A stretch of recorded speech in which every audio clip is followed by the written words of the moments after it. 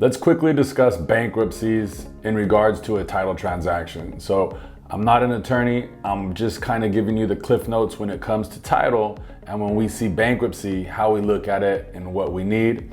There's a couple different ways that bankruptcies come up. Many times you'll see a bankruptcy that shows open. So we're still showing an open bankruptcy, whether it's a Chapter 11, Chapter 13, or Chapter 7. Anytime you have a bankruptcy, it needs to be discharged, and it also needs to be closed or dismissed. If it's not, then you have to get court approval in order for title to close on any type of transaction.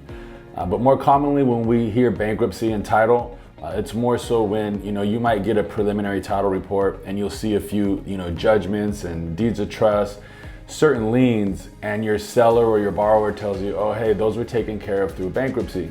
They're probably talking about a Chapter 7 bankruptcy, because Chapter 11, Chapter 13, those are more reorganization. They do go through payment plans, but on a Chapter 7, that's where they have the liquidation of assets. So your borrower or seller might tell you that those liens were taken care of through that bankruptcy.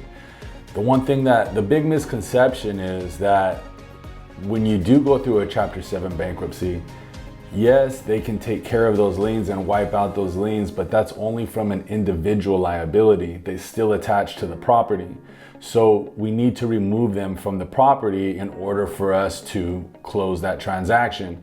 And in that situation, that's when I say, contact your client, make sure they're talking to their bankruptcy attorney, and make sure that that attorney has filed what's called an order to avoid lien. So each individual lien that technically was taken care of through that bankruptcy will need to have an order to avoid lien in order to remove it from the report, and then we can go forward with closing your transaction. So if you have any other questions, just let me know. Like I said, this is just a quick cliff notes on bankruptcy.